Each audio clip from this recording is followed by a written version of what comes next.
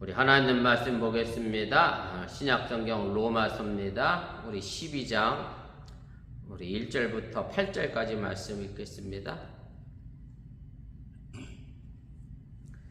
신약성경 로마서 12장 1절부터 우리 8절까지 말씀 한 절씩 교독하시고 우리 8절은 함께 읽도록 하겠습니다.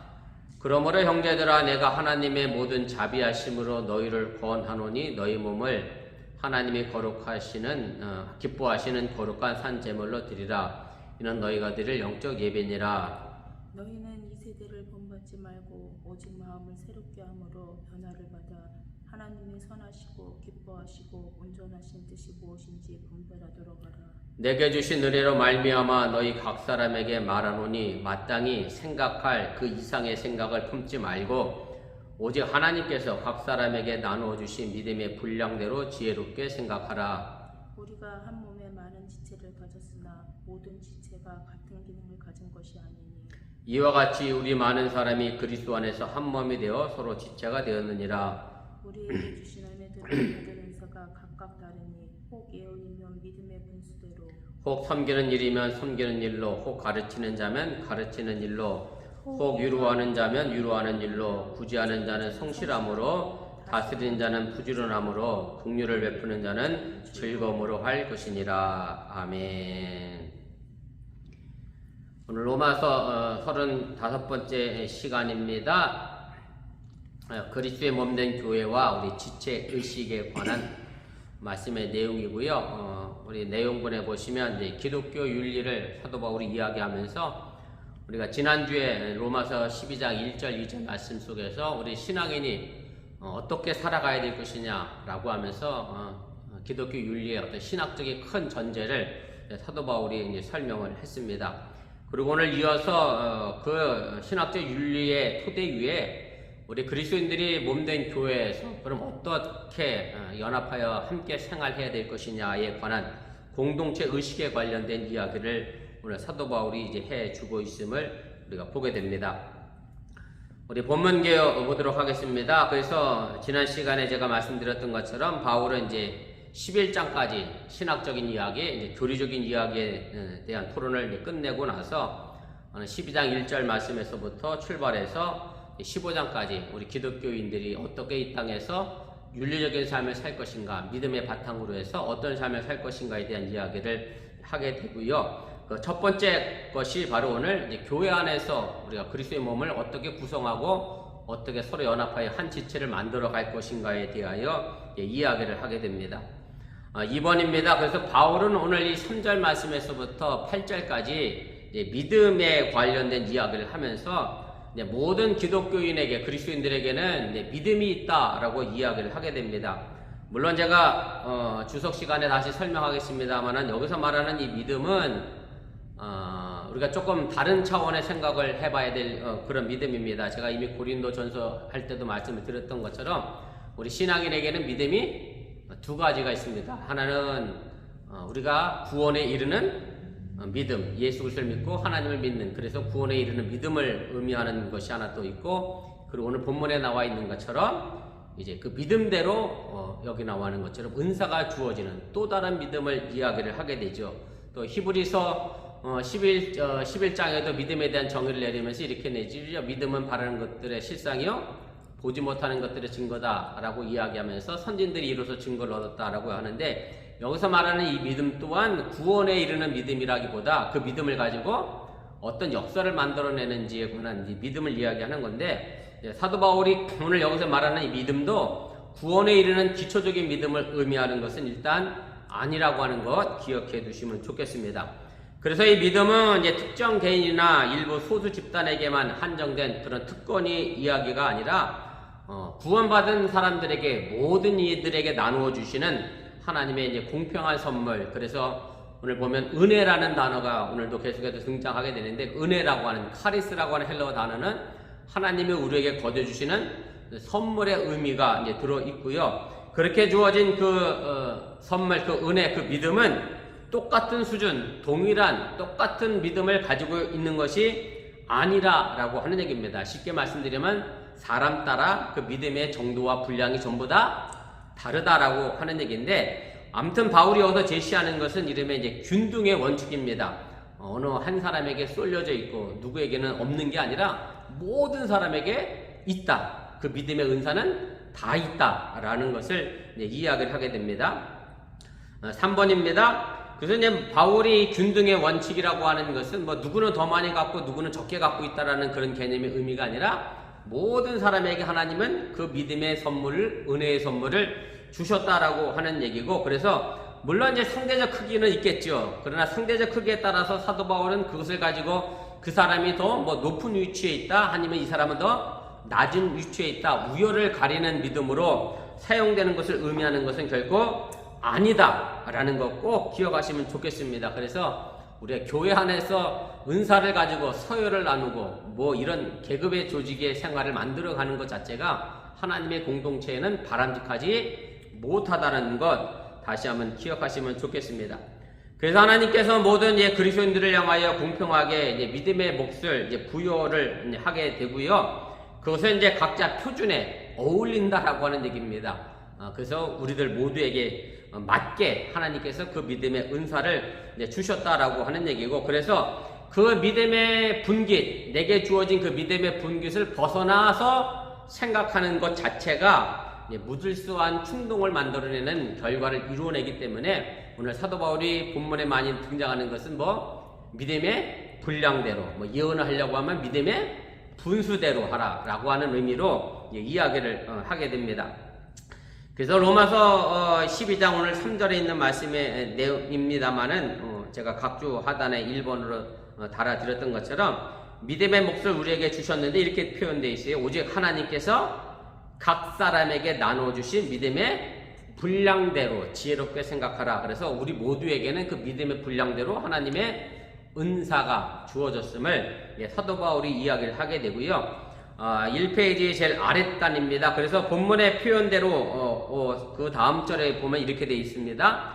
마땅히 생각할 그 이상의 생각을 품지 말아라 라고 하면서 마땅히 생각할 그 이상의 것을 품는 것은 다시 말하면 내 욕심에 과도하게 지나치게 나타나는 것을 이야기하게 되고, 결국 이렇게 되면 뭐 조금 이런 표현이 어떨지 모르겠습니다만은 오만방자한 그런 신앙의 모습의 충동에 사로잡힐 수 있음을 사도 바울은 이제 경계를 하게 됩니다. 우리 2페이지 제일 꼭대기로 가겠습니다. 그래서 이렇게 분수에 따른 자기 이해를 근거로 해서 바울은 유명한 몸과 지체에 관련된 교회 공동체에 관한 이야기를 제시하게 되고요. 물론 이것은 고린도전서 이미 12장에 아주 길게 자세하게 설명한 부분이기도 합니다만은 로마서에서는 아주 간략하게 표현하고 있습니다만은 잘 아시는 대로 그리스도가 우리가 몸으로서 존재를 하고 우리는 그리스도의 몸에 각자의 지체로서, 쉽게 말하면 나는 눈이 될 수도 있고 어떤 사람은 손이 될 수도 있고 어떤 사람은 발이 될 수 있다. 그래서 모든 성원들이 유기체적으로 그리스도의 몸에 붙어 있어서 하나님의 지체로, 하나의 지체로 자리 잡고 있음을 사도 바울이 이야기를 하게 됩니다. 5번입니다. 이제 그러면서 오늘 그 은사에 관하여 사도 바울이 이야기하면서 오늘 몇 가지 예를 들어 설명을 하게 되죠. 예언이라고 하는 것이 있고, 섬김도 있고, 가르침도 있고, 그 다음에 오늘 위로하는 자는 위로하는 일로 해서 권면하는 것이 기록되어 있고, 그 다음에 구제하는 일, 그 다음에 다스리는 일, 그 다음에 긍휼, 이런 대표적인 은사가 기록이 되어져 있고요. 그리고 이 각자 사역에 맞춰서 요긴한 능력을 하나님께서 허락하셨다라고 하는 얘기고, 그런데 좀 특이한 것은 사도 바울이 이런 은사를 이야기하면서 그 뒤에 꼭 제한된 기능을 하나 더 붙였습니다. 그래서 쉽게 말하면 예언하는 사람은 믿음의 뭐대로 해라? 분수대로 해라. 그래서 예언이라고 해서 마음껏 해야 될 것이 아니라 믿음의 분수대로라고 정해놨고, 또 긍휼을 베푸는 사람은 즐거움으로 해라, 기쁨으로 해라, 이런 식으로 어떤 단서조항을 달아놨고, 그래서 쉽게 말씀드리면 교만하지 않게 질서정연하게 교회 안에서의 공동체 생활을 이룰 것을 이야기를 하게 됩니다. 6번입니다. 그래서 바울에게 있어서 정말로 중요한 관심사는 교회 내 각 지체가 그 다양한 은사를 통해서 서로 단합하고 일치하여서 이제 그리스도 안에서 한 몸을 이루어내는 것이 정말 중요하다라고 하는 얘기고, 뭐 고린도전서에도 이미 한번 제가 말씀을 드렸습니다만, 하나님께서 우리에게 은사를 주신 이유는 교회에 뭐를 세우기 위함이다? 덕을 세우기 위함이다. 그래서 내가 가진 은사로 인하여 교회에 덕이 되지 않는다라고 하면 그거는 은사라 말할 수 없다라는 것을 제가 이미 말씀드렸고, 결국 은사라고 하는 것은 교회에 덕을 세우기 위하여 우리에게 주신 것이지, 결국 그것을 교회 안에 어떤 자랑거리로 만들기 위하여 주신 것이 아니라고 하는 것 다시 한번 기억해 주시면 좋겠습니다. 우리 본문 주석 보면서 좀 더 자세하게 설명을 해 나가도록 하겠습니다. 바울은 교회 내에서 정치적으로 혹은 종교적으로 민족적 우열을 놓고 갈등을 겪고 있는 사람들에게 서로 어떻게 할 것을 권면하고 있습니까? 오늘 3절에 있는 말씀의 내용인데, 제가 3절 다시 읽어드리고 설명해 가도록 하겠습니다. 내게 주신 은혜로 말미암아 너희 각 사람에게 말하노니 마땅히 생각할 그 이상의 생각을 품지 말고 오직 하나님께서 각 사람에게 나눠주신 믿음의 분량대로 지혜롭게 생각하라, 이렇게 말씀합니다.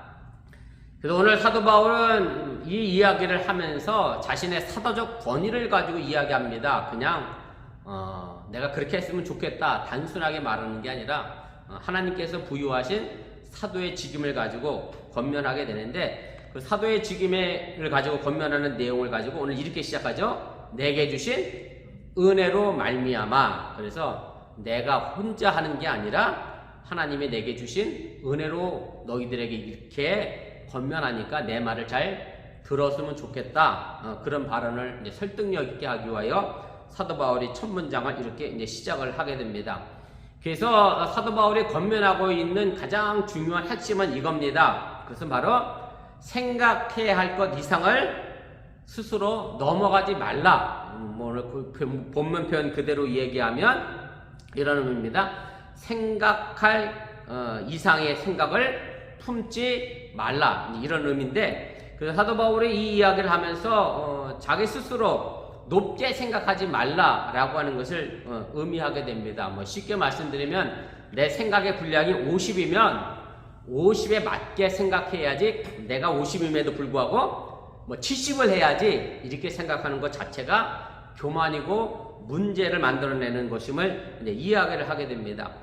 사도 바울이 오늘 이렇게 이야기한 것 가운데 하나가 이제 뭐 사도 바울의 모든 편지 속에서 뭐 주로 나타나는 현상이긴 합니다만, 갈라디아서도 그랬고 고린도서도 그랬고 믿음이 강했던 사람들과 그 다음에 믿음이 약했던 사람들이 동시에 존재했잖아요. 모든 교회 안에 있는 성도들이 다 믿음이 좋으면 상관이 없는데 그렇지 못한 부분이 있기 때문에 사도 바울은 오늘 이 스스로 생각한 것 이상 품지 말라고 하는 얘기는 그럼 누구에게 한 말이겠어요? 믿음이 스스로 강하다고 생각했던 사람들에게 하는 말입니다. 믿음이 약한 사람들은 사실 생각한 것 이상으로 생각하는 게 아니라 자기가 생각하는 것보다도 항상 낮게 이야기하죠. 아이고 전 못합니다 이렇게 얘기하지, 저는 잘할 수 있습니다 라고 하면서 저는 믿음이 없습니다 라고는 이야기할 수 없기 때문에 그렇습니다.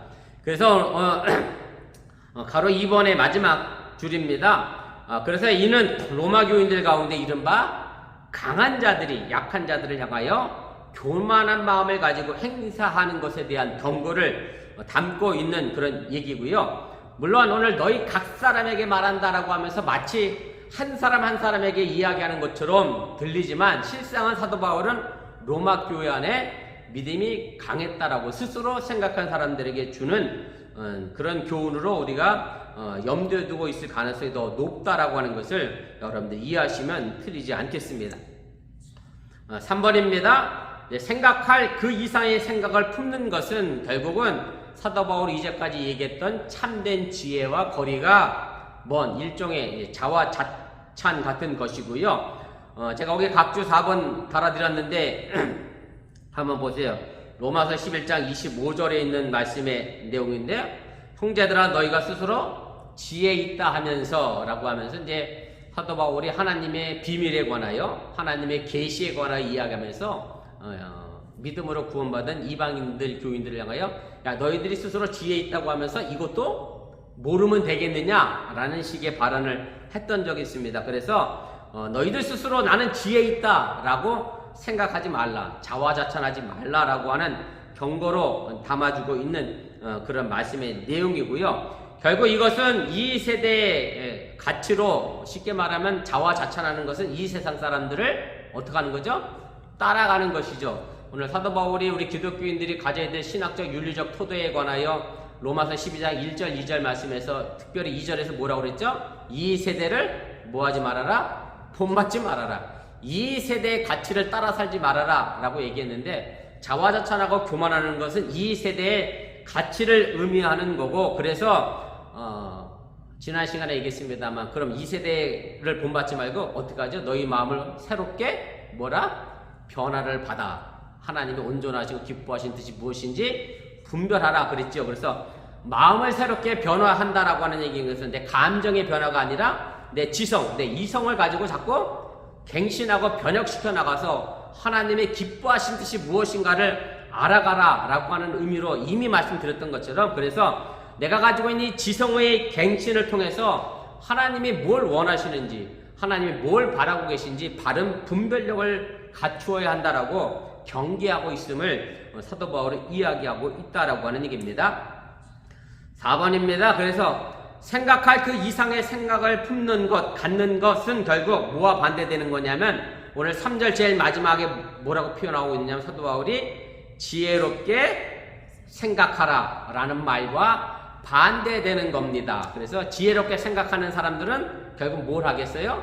내가 생각한 것 이상의 것을 생각하지 않는 사람들이라고 이야기하는 거고, 그래서 지혜롭게 생각한다라고 하는 말은 쉽게 말하면 분별 잘 해라 라고 하는 의미고, 뭐 다른 말로 표현하면 절도 있게, 그 다음에 또는 절제한다라는 말로 우리가 설명을 할 수가 있습니다. 그래서 실제로 사도 바울이 여기 지혜롭게 생각하라고 하는 이 단어의 의미가 그때 당시에 헬라인들이 중요하게 생각했던 절도 혹은 절제의 의미이고요. 정말로 중요한 미덕 가운데 하나고, 그래서 절도와 절제의 의미는 뭐냐면 건전한 판단력과 겸손한 자세, 그 다음에 신중함과 단정함을 가리키는 말로 우리가 이해하면 틀리지 않습니다. 그래서 사도 바울이 오늘 여기 지혜롭게 생각하라고 하는 말의 의미는 건전하게 판단하고 겸손하게 판단하고, 그 다음에 균형감각 잃어버리지 않게 신중하고 단정함으로 생각하라라고 하는 의미로 우리에게 주고 있다라고 하는 얘기입니다.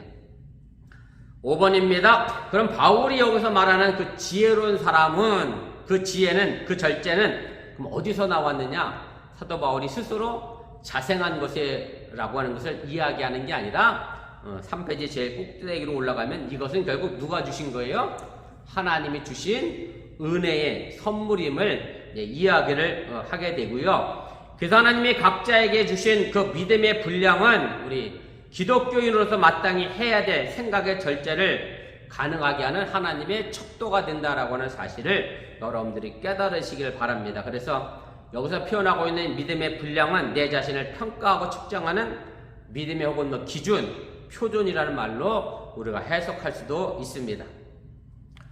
우리 가로 6번입니다. 그래서 바울이 여기서 언급하고 있는 것은 이제 제가 아까도 말씀드렸던 것처럼 이 믿음은 그리스도를 믿는 신앙이라고 하는 구원론적인 의미와는 다르다라는 말씀을 이미 제가 앞서 드렸고요. 이 믿음은 하나님과 하나님의 역사에 대한 일반적인 신뢰의 마음을 이제 가르치는 것이고, 그래서 사실은 하나님, 그러니까 구원에 이르는 믿음은 뭐 크고 작다라는 개념의 의미가 없어요. 그냥 믿음이 뭐라고 표현하면 돼요?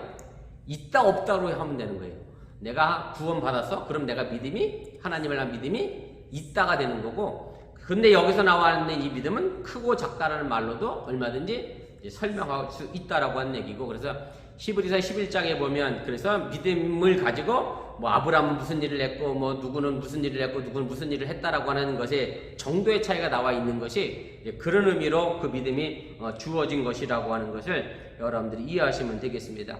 그래서 이 믿음은 하나님과 하나님의 역사에 대한 일반적인 이제 신뢰의 믿음이고, 그래서 뭐 하나님을 많이 신뢰하는 사람도 있고 많이 신뢰하지 못하는 사람도 분명 있잖아요. 이제 그런 믿음의 척도를 이야기하는 거고, 이 믿음은 하나님의 이제 모든 사람에게 할당한 은혜의 이제 분계시고, 이것은 사람에 따라 다양하게 하나님이 하사한 삶의 몫으로 그 하나님의 부르심에 신실하게 응답하고 감당해야 될 책임이 있는 의무의 믿음이라고 하는 것을 여러분들이 기억하시면 좋겠습니다. 그래서 우리가 교회에서 신앙생활하면서 제가 아까 믿음이 강한 자, 약한 자를 얘기했습니다만은 고린도서에도 이미 그랬습니다만 믿음이 강한 사람들이 믿음이 약한 자들에게 뭐라 그랬어요? 야, 나는 이렇게 하는데 너희는 왜 이렇게 하지? 못하느냐? 라고 말할 수 없는 게, 왜냐면 하나님은 각 사람에 따라 뭘 줬어요? 다양하게 믿음의 분량을 줬기 때문에 물론 뭘 잘해서 겉면에서 믿음을 좋게 하려고 하는 측면에서야 하면 상관이 없지만 그 사람에 대하여 무시하거나 멸시하는 태도의 믿음의 분량을 이야기하는 선은 안 된다라고 하는 것을 꼭 여러분들이 기억하시면 좋겠습니다. 7번입니다. 그래서 이 점을 의식하는 우리 그리스도인들은 이제 분수에 넘치도록 자신을 높게 생각하여 교만해 줄 수 없는 것이 이제 당연하다라고 하는 얘기고, 결국 이 믿음의 척도를 넘어서게 되면 어떻게 되겠어요? 전체의 교회 질서를 어지럽히는 결과를 초래할 수도 있음을 여러분들이 꼭 기억하시면 좋겠습니다. 8번입니다. 그러므로 자기와 동등한 하나님의 피조물이자 이제 그리스도 안에서 구원의 동반자를 향한, 제가 길게 어렵게 썼습니다만 쉽게 말하면 교회 안에 있는 같이 신앙생활하고 있는 교인들에게 어떤 마음의 자세를 가져야 하느냐면 맑은 정신과 겸손한 마음의 자세, 신중함과 절도 있는 태도가 우리에게 요구되어진다라고 하는 것을 잊지 마시기를 바랍니다. 2번입니다. 바울은 몸과 지체로 무엇을 오늘 설명하려 했습니까? 오늘 4절, 5절 말씀의 내용인데 이미 잘 알고 계신 말씀이긴 합니다만 제가 다시 읽어드립니다. 우리가 한 몸에 많은 지체를 가졌으나 모든 지체가 같은 기능을 가진 것이 아니니 이와 같이 우리 많은 사람이 그리스도 안에서 한 몸이 되어 서로 지체가 되었느니라. 사도 바울은 이제 서로를 향하여 절도 있게 분수 있게 맞는 행동을 해야 될 것을 가르친 이유가 뭐냐면 결국 그의 그리스도의 몸과 그 다음에 그에 딸려 있는 지체에 관련된 교회론을 위하여 이 말씀을 이제 행하게 됩니다.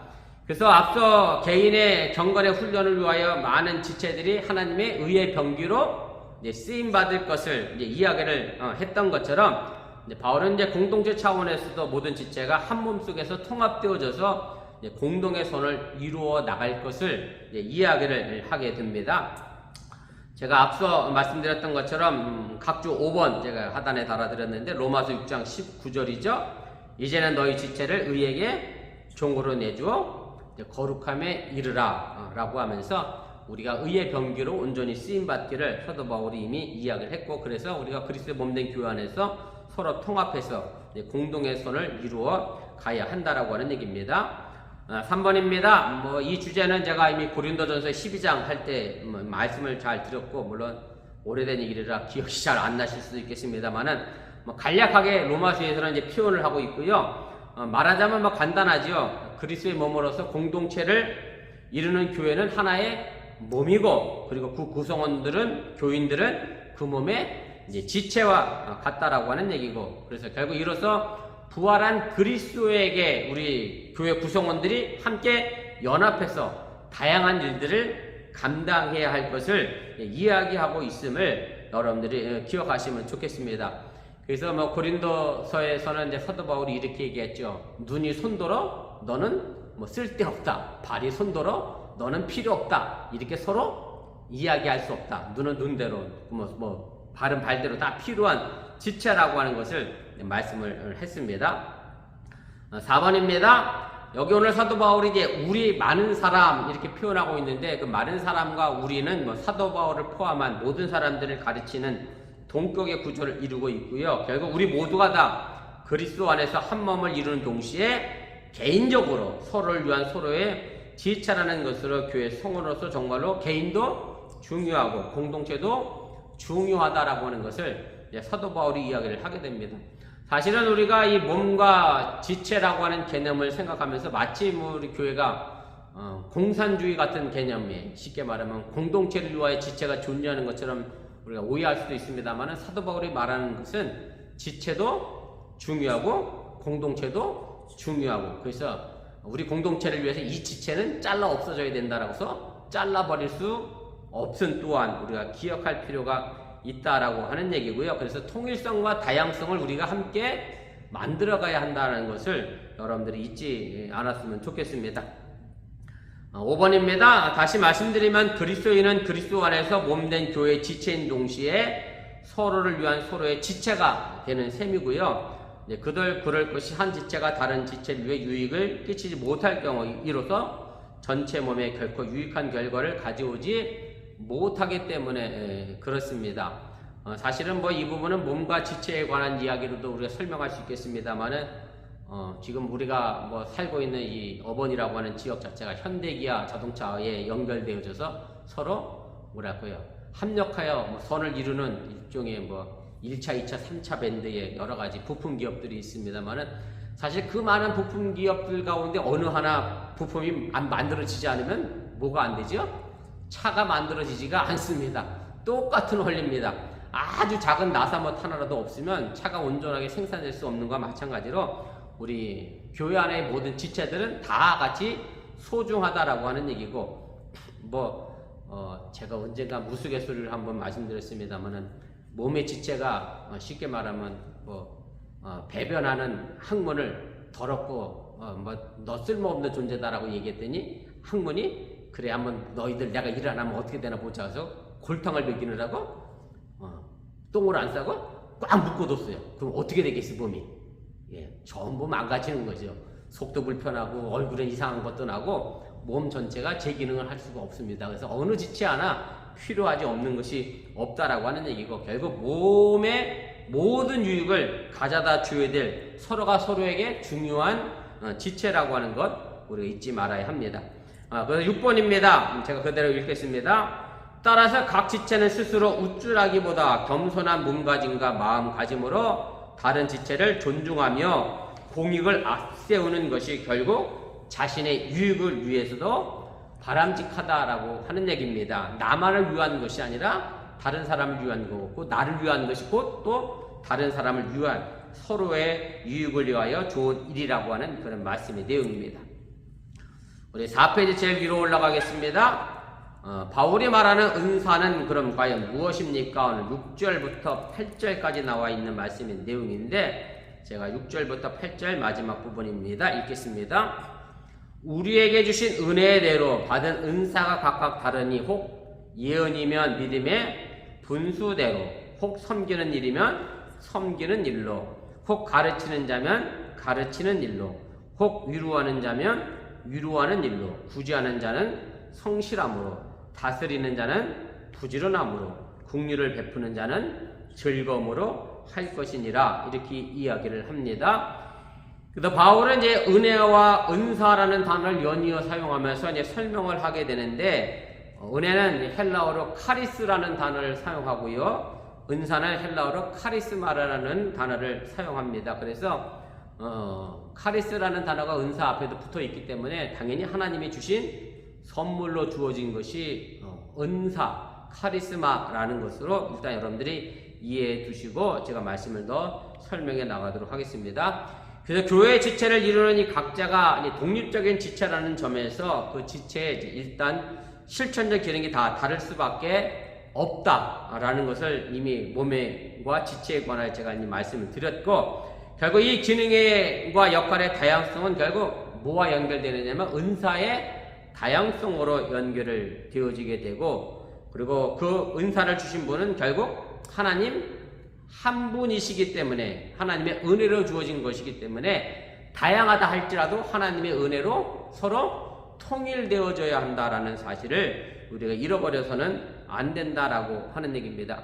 그래서 바울은 이제 그리스도인들에게 부여된 이 은사가 개인적인 어떤 자랑거리로 잘못 사용될 수 없음을 분명하게 이야기하는 거고 하나님의 은혜가 구체적인 통로라는 것을 그래서 명시하고 오늘 우리에게 주는 것이고 결국 은사의 다양성은 제가 또 아까 얘기했습니다만 서로 구별하고 차별하고 우열을 나누고자 라는 것으로 주신 것의 의미로 가르치지 않는 것 다시 한번 기억하시기를 바라고 하나님은 모든 사람에게 조화롭게 구현되도록 하기 위하여 조직적으로 그 은사를 배분하시고 나누어 주신다라고 하는 것을 여러분들이 잊지 마시길 바랍니다.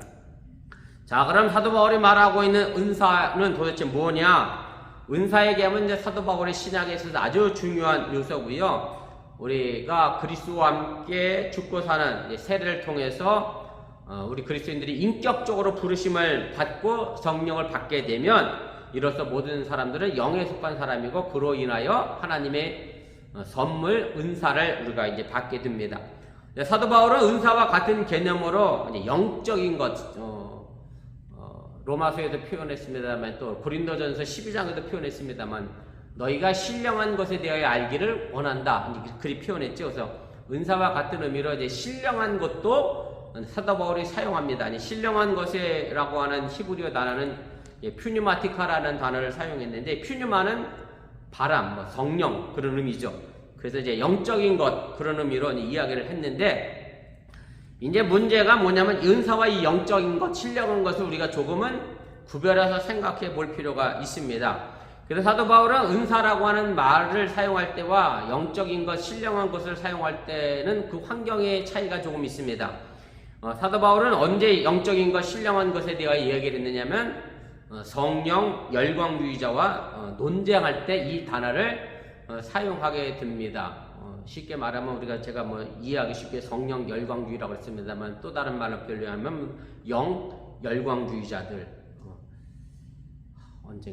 지난주인가 제가 한국 뉴스를 우연히 보다가 브라질에 또 웬 한인 목사가 공동체를 만들어갖고 신랑님, 각신님 이런 뉴스를 봤습니다. 사실 이제 그런 측면이 전부 뭐한 사람들이냐면 열광주의자들이라고 해도 틀리지 않고요. 몇 년 전에는 또 피지섬의 은혜교회라고 하는 여자 목사님이 공동체 생활을 한다고 하면서 단체로 사람들을 학대했던 그런 뉴스거리도 나왔는데 사실 그렇게 빠질 수밖에 없는 건 다 열광주의자들에 관한 그런 우리가 논쟁의 차원으로 우리가 생각해 볼 수 있고 사도 바울이 있었던 고린도 교회도 마찬가지고 고린도전서는 더더욱 그렇죠. 보면 예배 공동체 안에서 이 열광주의자들이 순서를 지키지 않고 자기가 하나님의 은혜를 입었다고 해서 황홀한 체험경을 막 이야기하고 그러니까 예배 질서가 무너지니까 사도 바울이 하되 좀 순서대로 좀 지켜서 해라. 그리고 방언을 하려고 하면 꼭 옆에 누구를 세워라. 통역하는 사람을 세워서 그 이야기가 뭔지 알 수 있도록 그렇게 해라. 그래서 너 혼자 홍월경에 빠져서 그렇게 예배하지 말라. 그래서 차라리 1만 마디 방언하는 것보다 하나님 말씀 한마디 깨닫는 게 더 낫다. 이런 식으로 이제 사도 바울이 열광주의자와 논쟁하는 차원에서 이 신령한 것, 영적인 것을 이제 이야기를 하게 됩니다. 그래서 제가 두 번째 줄입니다. 가로 4번 두 번째 줄인데 그 중간 이유부터 읽겠습니다. 함께 보시면 좋겠습니다. 바울에 의하면 종교적 황홀경이나 기적을 행하는 것은 성령의 역사일 수도 있습니다만은 반대로 그렇지 못한 양면적인 경우를 가지고 있기 때문에 이 부분에 대하여 굉장히 주의시키고 있음을 우리가 기억할 필요가 있습니다. 왜냐하면 그것들은 악마들도 이방인의 신들도 우상들도 행할 수 있는 것이기 때문에 그렇습니다. 우리 6절 제가 6번 각주 6번 달아드린 고린도전서 12장 1절 3절에 있는 말씀의 내용인데 한번 보세요. 형제들아 신령한 것에 대하여 여기서 신령한 것이 바로 퓨니마티카라는 단어를 사용했고요. 나는 너희가 알지 못하기를 원하지 아니한다 라고 하면서 그 신령한 것을 알았으면 좋겠다라고 이야기를 하는데 그런데 이렇게 표현합니다. 너희도 알거니와 너희가 이방인으로 있을 때 말 못하는 우상에게로 끄는 그대로 끌려갔느니라. 쉽게 말하면 예수 믿기 이전에 신앙을 갖기 이전에 우상에게 절하던 그 시대에도 이 사람들에게는 뭐가 있었어요? 그런 종교적 황홀감과 그런 신비로움을 체험할 수 있었다라는 것을 이야기를 하게 됩니다. 그러면서 이렇게 표현하죠. 그러므로 내가 너에게 알리노니 하나님의 영으로 말하는 자는 누구든지 예수를 저주할 자라 하지 아니하고 또 성령으로 아니하고는 누구든지 예수를 주시라 할 수 없느니라. 그래서 이 신령한 것, 황홀경에 빠지는 것을 사도 바울은 꼭 성령의 역사가 아닐 수도 있다라는 것을 이야기를 하게 됩니다. 물론 성령의 역사를 통해서 황홀감, 우리도 예전에 많이 이신도 하고 천국도 왔다 갔다 하는 그런 간증의 얘기를 많이 들었습니다만은 성령의 역사도 있지만 꼭 100% 그렇지 않다라는 것도 사도 바울이 이야기를 하고 있는 것이고요. 그 다음입니다. 따라서 바울은 성령의 체험과 은사를 그리스도 안에서 뭐 시키고 있는 거냐면 제한을 시키고 있는 겁니다. 그리스도 안에서의 성령의 역사를 이야기하는 거지, 그리스도를 벗어나는 성령의 역사는 성령의 역사라 말할 수 없음을 사도 바울이 이야기하는 거고, 그리고 그리스도 안에서 그 성령의 역사는 교회를 위해서 뭘 해야 돼요? 섬기는 역사로, 그리고 교회에 덕을 세우는 일로 행해줘야 한다라는 것을 이야기하고, 그러할 때만 하나님의 은혜의 유효성이, 능력의 유효성이 보증된다라고 하는 것을 이제 이야기를 하게 됩니다. 그래서 간략하게 정리하면 5번입니다. 은사와 영적인 것을 정리하면 은사는 영적인 능력 안에서 비롯된 봉사의 직책입니다. 말 그대로 섬기는 직책이 은사고, 그 다음에 영적인 것은 뭐가 빠지느냐면 황혈검과 체험만을 강조하고 뭐가 없어요? 섬기는 직책, 봉사, 의무가 없는 것을 여러분들이 쉽게 구분하면 우리가 하나님의 은사와 영적인 것을 우리가 구별할 수 있음을 여러분들 다시 한번 기억하시면 좋겠습니다. 그러면서 사도 바울이 은사의 다양한 예를 언급하면서 이제 몇 가지 예를 드는 것이, 사실 이것은 몇 가지 예입니다. 뭐 꼭 이것만 은사다라고 말할 수 없다라고 하는 얘기입니다. 그래서 그 은사는 정말로 무궁무진하게 다양하게 우리 교회 안에서 쓰임 받을 수 있다라고 하는 얘기고, 여기인 것은 사도 바울이 예를 들어서 말씀한 것이 이것만 은사다라고 여러분이 단정지어서는 안 된다라고 하는 얘기입니다. 그래서 제일 먼저 거론하고 있는 것이 이제 예언인데, 뭐 이건 제가 누누이 말씀드렸습니다. 여기서 말하는 예언은 미래의 일을 내다보고 미래의 일을 점치는 예언이 결코 아니라는 것 다시 한번 기억하시면 좋겠고요. 제가 구약 성경에 나와 있는 예언자들, 뭐 이사야, 예레미야, 뭐 호세야, 다니엘, 에스겔, 전부 이 사람들의 예언자의 의미도 무슨 뜻이 아니다? 앞일을 내다보고 점치는 자로서의 예언자가 아니다. 그래서 제가 그 예를 한문으로 하면 무슨 예와 같다라고 말씀드렸느냐면 은행에 저금하는 예금, 예탁. 내가 은행에다가 뭘 하는 거죠? 맡기는 거죠. 그 맡길 예자를 쓰는 거거든요. 그래서 예언의 의미는, 여기서 예언의 의미는 하나님이 내게 뭘 맡겨주신 거예요? 말씀을 맡겨주셔서 그 말씀을 전하는 일이 예언자의 일이지, 우리가 흔히 생각하는 점치는 사람을 예언자로 의미하는 것은 아닌 것 꼭 기억하시면 좋겠습니다. 그래서 제가 6번 읽어가겠습니다. 은사의 다양한 일을 언급하면서 가장 먼저 거론하는 것은 예언입니다. 이것은 우리가 흔히 생각하듯 미래의 일을 미리 알려주고 해석해주는 일이 아니라 하나님의 말씀을 맡아 그 말씀을 적절하게 선포하는 일로서 설교를 뜻하는 것임을 이해하시면 되고요. 그래서 바울은 고린도전서에서 방언 말하기보다 예언하기를 더 심쓰라고 권면한 것이 바로 이런 차원에서의 의미임을 여러분들이 기억하시면 좋겠습니다. 자, 그 다음 말이 참 중요한 이야기인데요. 그런데 사도 바울이 예언하는 사람을 향하여 뒤에다가 뭘 갖다 붙였느냐면, 예언하는 사람은 뭐대로? 믿음의 분수대로 하라, 이렇게 이야기를 합니다. 왜냐하면 분수대로 하라는 얘기는 뭐 이런 것이에요. 믿음의 분수라니까 뭐라고 설명하면 좋을까? 여러분들이 가끔 싸우시면 안 되겠지만, 남과 싸울 때 네가 뭐 네 주제를 아냐 그럴 때, 주제라는 말보다 또 어떤 단어도 써요. 네 분수 좀 알아라, 이거거든요. 딱 이 분수요. 그런 개념이 정확할 거예요. 믿음의 분수대로 라는 말은 쉽게 말씀드리면 과장하고 허세가 되기 쉬운 예언의 속성을 경계한 그런 말씀의 내용이고, 사실 하나님의 말씀을 전하는 사람들이 가장 빠지기 쉬운 잘못된 오류 중에 하나가 뭐냐면, 그 믿음의 분수를 넘어서서 과장되게 이야기하는 것에 있음을 우리가 여러분들이 꼭 기억하시면 좋겠습니다. 뭐 우리 오집사님이 한국 뉴스를 보셨는지는 잘 모르겠습니다만, 저는 이번에 그 사랑제일교회 혹시 아세요? 그 사건? 장희동에 재개발구역에 사랑제일교회가 정광훈 목사가 딱 버티고 있어서 알바끼 하고 있었잖아요. 원래 예산대로 하면 얼마 받았어야 되느냐면 80억을 받았어야 되는데, 법원에서도 뭐 재개발하는 구역 측에 손을 들어줬음에도 불구하고 강제 집행에 교인들이 지금 말 그대로 내가 생각하기에 교인인지 아닌지 구별도 못하겠어요. 가스통 휘둘면서 뭐 가스 분사하면서 뭐 화염병 던지면서 저지해서 결국 강제 철거 못했잖아요. 그리고 나서 얼마를 받아갔느냐면 500억을 받아서 이제 합의를 했어요. 그런데 그리고 나서 전광훈 목사라고 말 붙이기도 전 사실 부끄럽습니다. 목사가 설교하는 내용이 뭐냐면 자기가 말하니까 하나님이 얼마를 주셨다고? 500억을 주셨다고. 저는 그건 하나님의 주신 게 아닙니다. 교회가 불법을 행해놓고선 하나님이 500억 줬다라고 말하는 것 자체가 나는 그 예언의 뭐를 넘어선 거예요? 분수를 넘어서는 일을 본인 스스로 하는 거고, 전광훈 목사가 한 대표적인 말이 하나님 나한테 까불면 어떻게 돼? 하나님이 죽어 그랬잖아요. 하나님이 누구 밑에 있어?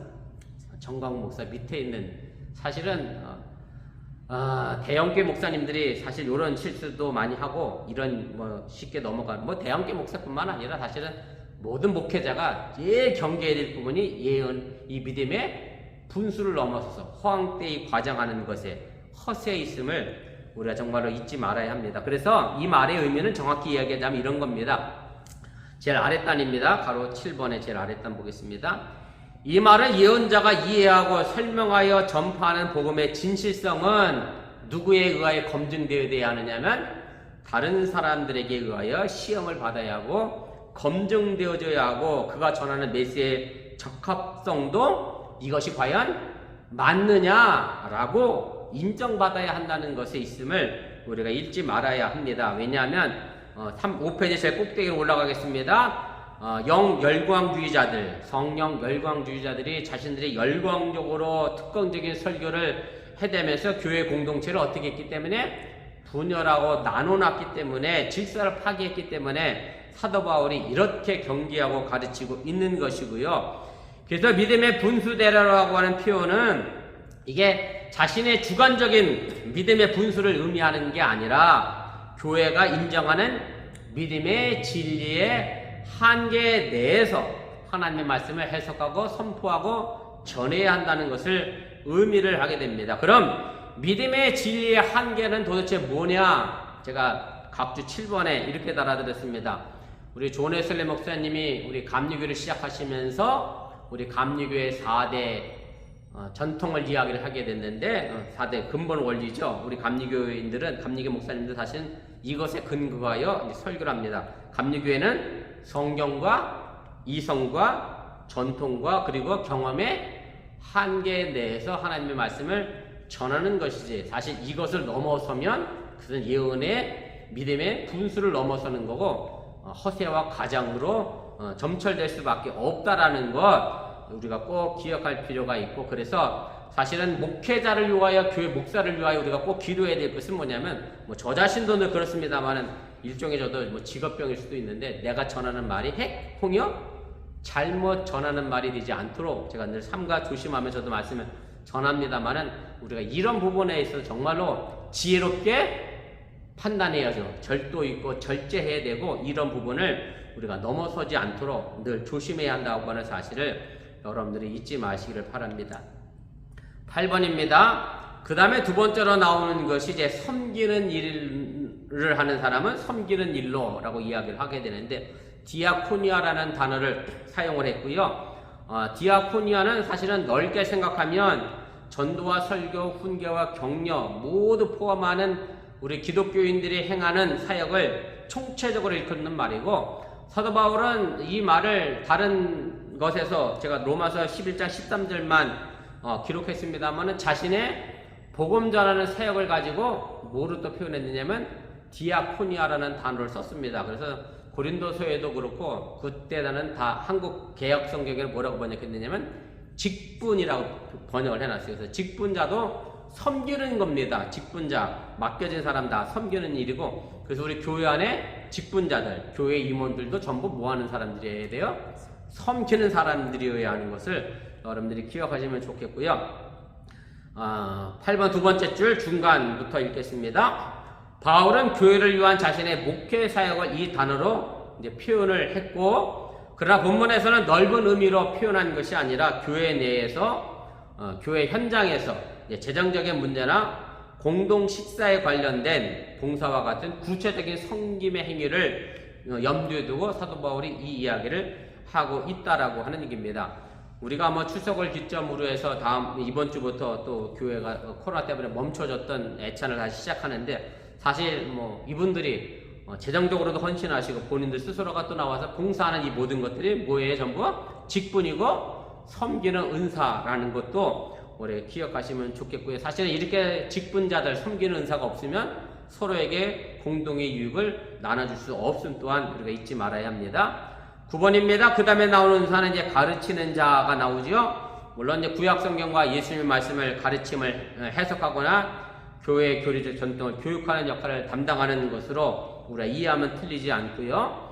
그 다음에 10번입니다. 위로하는 자가 등장하게 되고, 우리 개역개정 성경에는 위로하는 자로 번역이 되어 있습니다만은, 개역개정이 있기 전에는 개역 성경에는 이것이 권면하는 자라고 번역이 되어 있고, 그래서 위로하는 자라고 하는 말의 의미는 어원적으로 헬라어 원적 의미를 보면 누구를 곁으로 부르다라고 하는 의미를 가지고 있는데, 대체적으로 위로와 격려와 권면 또는 특정 사안에 대한 간청과 호소의 행동을 포함하는 개념으로 세우게 됩니다.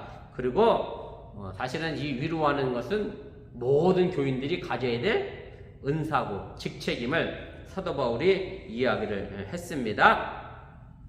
11번입니다. 이제 구제가 나오게 되고요. 뭐 구제라는 말은 설명하지 않아도 여러분들이 잘 아시는 것처럼 내 개인 소유물을 남에게 나눠주는 그런 행동을 가르치는 것이고, 뭐 가난한 사람들을 위한 구제, 넓은 개념으로 또 생각해 보면 뭐 공공의 자금을 마련을 위한 기부 행위까지 이제 포함하게 되고, 그러면 이제 사도 바울이 구제하는 사람에 대하여 구제하는 사람은 어떻게 하라고 했느냐면 성실함으로 해라 이렇게 했는데, 성실함으로 번역을 해놨는데 원래의 의미를 번역을 보면 이런 의미입니다. 헬라어 의미는 이것저것 따지지 말고 자기 영광을 내세우지 않고 순수하게 하라는 의미인데, 개역 개정 성경에는 이것을 가지고 성실하게로 번역했습니다. 사실은 구제하면서 내 재산을 나눠주면서 이것저것 따지면 아무래도 재개되겠죠. 이제 그런 부분에 있어서 사도 바울은 그렇게 표현하고 있고요. 그 다음에 12번입니다. 다스리는 자는 이제 문자적으로 보면 그 가운데 서는 자, 앞서 인도하는 자,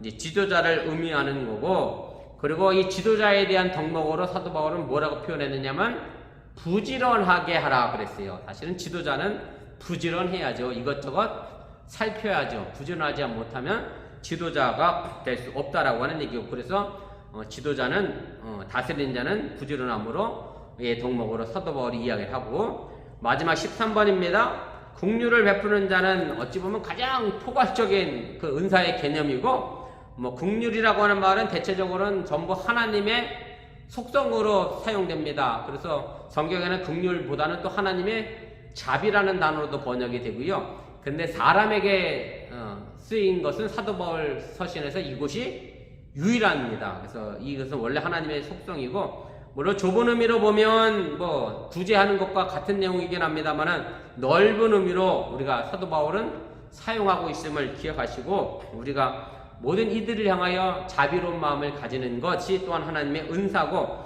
그래서 이 긍휼함을 위해서는 뭐가 필요하겠어요? 억지로 해야 될 일이 아니기 때문에 사도 바울은 즐거움으로 할 것을 이야기를 하게 되고요. 억지로 해서는 결코 오래 갈 수 없기 때문에 그렇습니다.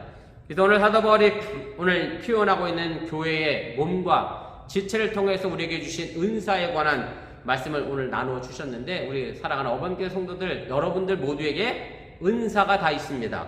오늘 여기 나와 있는 6개뿐만 아니라 그 외에도 엄청나게 많은 다양한 은사가 있음을 기억하시고, 내가 이 교회 공동체를 위해서 뭘로 헌신하고 섬길 수 있을까? 내게 주어진 봉사의 은사는 무엇일까? 생각해 보시면 반드시 있음을 기억하시고, 그 은사를 잘 사용해서 우리 어번교회 공동체를 하나님의 교회로 또 그리스도의 몸으로 잘 세워나갈 수 있기를 주님의 이름으로 간절히 축원을 드립니다.